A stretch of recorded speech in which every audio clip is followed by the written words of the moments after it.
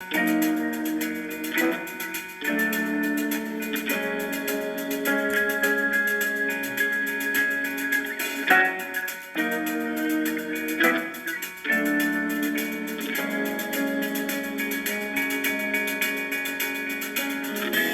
quoi cette Corée du Nord, ce Bangladesh, ces Açores, sont ce bien la raison, mamie, pour chialer dans la cuisine.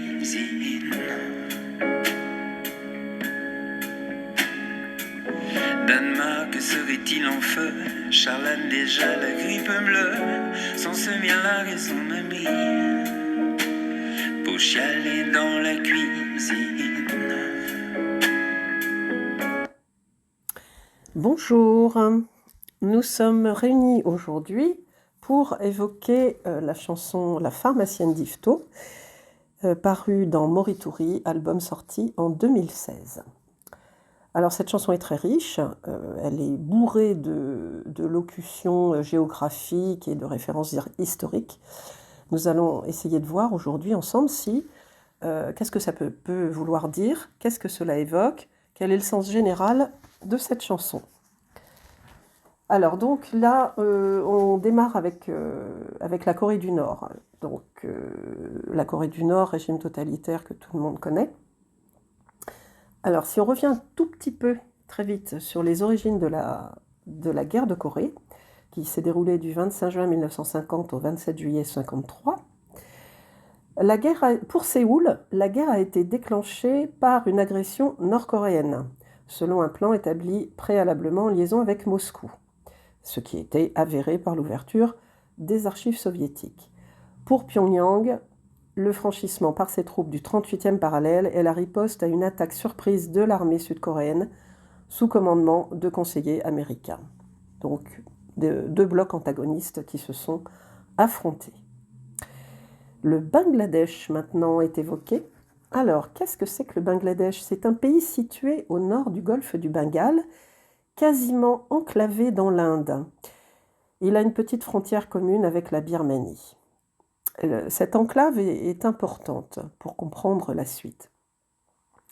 Les frontières de la région qui constitue aujourd'hui le Bangladesh résultent de la partition des Indes en 1947, quand le pays devient la partie orientale du Dominion du Pakistan, devenue en 1956 la République islamique du Pakistan.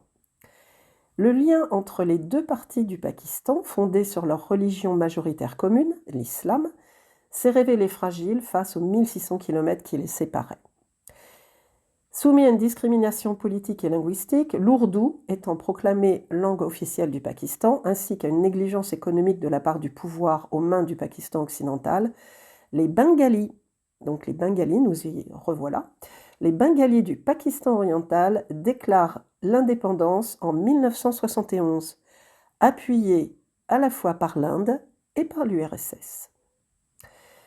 Un conflit d'une grande violence s'ensuivit, faisant entre 300 000 et 3 millions de morts et 10 millions de réfugiés.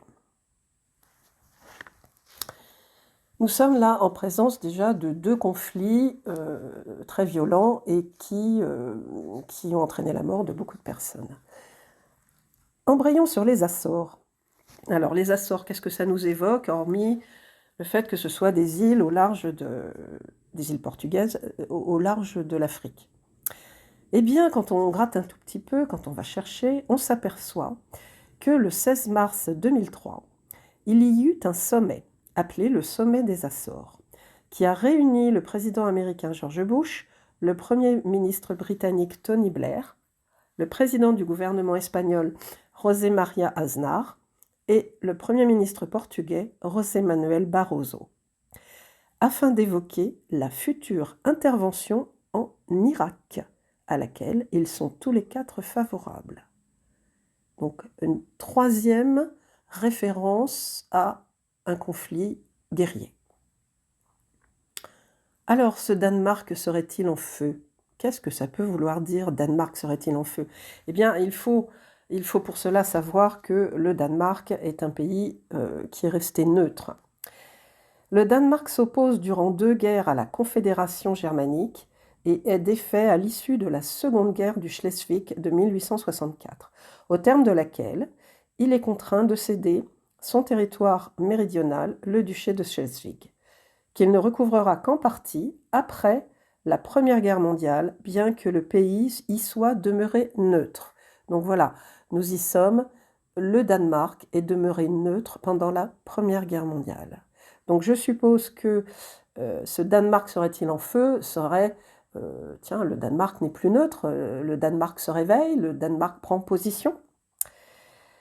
Voilà. Alors, Charlane. Charlane, déjà la grippe bleue. Qu'est-ce que c'est Charlane? Eh bien, Charlane est un plateau qui se trouve au-dessus de la Bourboule.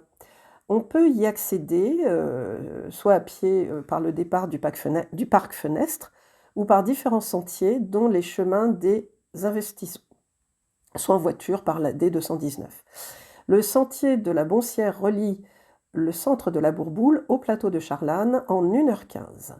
De 1902 à 1955, un funiculaire reliait la Bourboule à Charlane, où la bourgeoisie venait jouer au golf.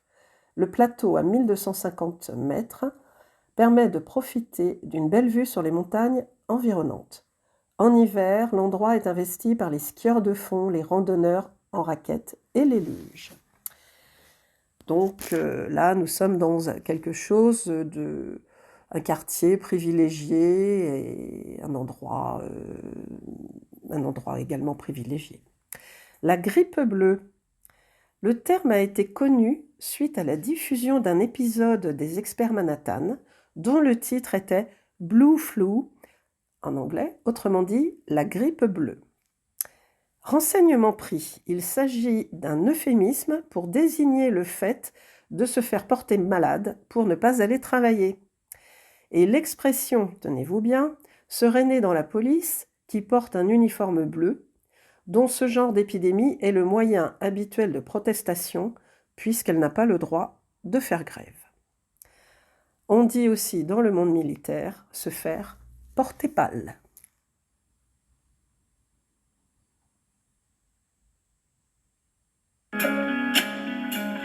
Dieu, quel averse, quelle nuit, sur la balustrade à Tahiti, sur le fermage à Monaco. Ai-je raté le derby des psaumes, ma rentrée au concert Mayol, sans se bien la raison mamie, pour chialer dans la cuisine.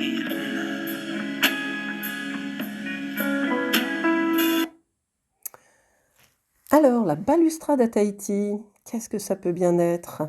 Eh bien, quand on cherche un petit peu, on s'aperçoit qu'il s'agit, peut-être, c'est mon interprétation, du tableau qui a été peint par Henri Matisse en 1935, qui s'appelle Fenêtre à Tahiti. C'est une gouache sur toile qui représente un paysage de la Polynésie française qu'entoure une frise de fleurs de frangipanier. Elle représente en son centre une fenêtre au voilage transparent, laissant voir au-delà d'une balustrade rouge, et entre deux arbres, un bateau blanc à quai dans le port de Papeete. L'œuvre est conservée au musée Matisse du château Cambresis, dans le Nord, depuis un don de l'artiste en 1952. Donc balustrade, fenêtre, voilà, j'ai vu un petit clin d'œil. Le fermage de Monaco ou le fermage à Monaco, qu'est-ce que ça pouvait être? J'ai cherché longtemps là-dessus. En fait, je crois qu'il s'agit d'une particularité fiscaliste de Monaco qui s'appelle la reverse solicitation ou sollicitation inversée, qui donne la possibilité à un investisseur d'investir dans un fonds sans que ledit fonds n'ait sollicité l'investisseur. C'est-à-dire que l'investisseur se propose d'investir alors qu'il n'y a pas eu de démarche dans ce sens. C'est une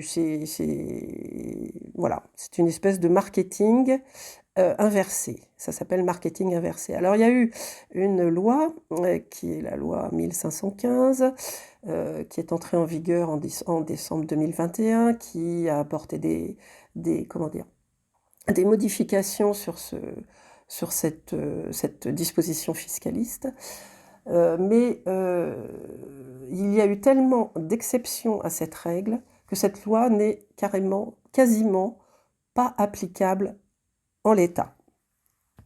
Ce qui fait que moi je le pense comme étant une aberration, dans le système, et je pense que c'est cela que Jean-Louis a voulu mentionner. Le derby d'Epsom est une course hippique de plat. Il s'agit d'une course de groupe 1, l'une des plus prestigieuses du monde, réservée aux poulains de 3 ans, et courue sur 2423 mètres. C'est le pendant anglais du prix du Jockey Club français. Quant au concert Mayol, eh bien c'est un cabaret parisien, aujourd'hui disparu, qui était situé 10 rue de l'Échiquier dans le 10e arrondissement. Devenu célèbre, Mayol rachète l'établissement en 1909 et lui donne le nom de Concert Mayol. Ayant déplacé l'entrée principale rue de l'Échiquier, il y produit des spectacles dont il est la vedette et en profite pour lancer à son tour 2 jeunes artistes, parmi lesquels Valentin Sardou, Maurice Chevalier et Rému. Nous allons nous arrêter maintenant pour la première partie de l'explication de la pharmacienne d'Yvetot, car nous sommes tenus par le temps. Et je vous referai une chronique pour vous expliquer la deuxième partie. À très bientôt et merci de votre écoute.